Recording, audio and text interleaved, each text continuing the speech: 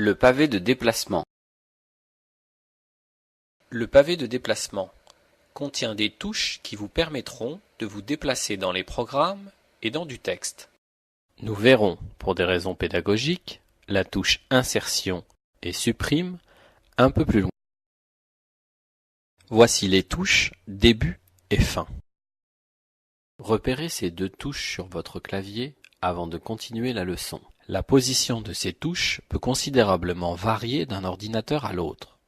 Sachez que si vous avez un clavier en anglais, la touche Début se nomme Home et la touche Fin se nomme End.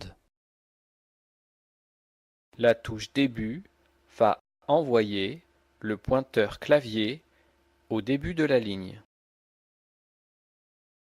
La touche Fin va envoyer le pointeur clavier à la fin de la ligne. Voici la touche Page précédente et la touche Page suivante. Repérez ces deux touches sur votre clavier avant de continuer la leçon.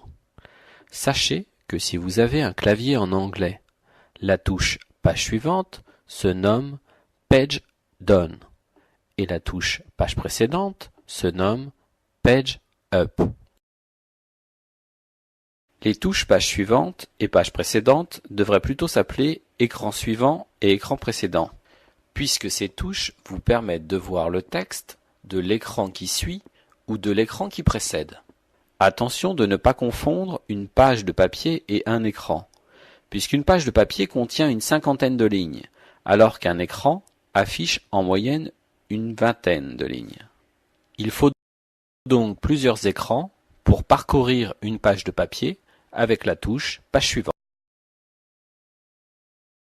Et vous pourrez remonter dans votre texte avec la touche Page précédente.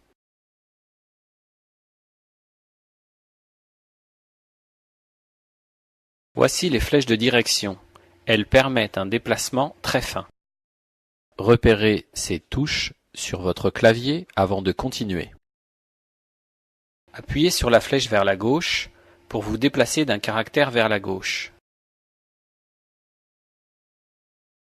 Appuyez sur la flèche vers la droite pour vous déplacer d'un caractère vers la droite.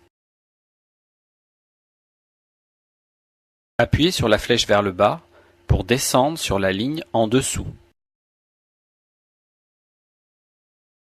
Appuyez sur la flèche vers le haut pour monter sur la ligne du dessus.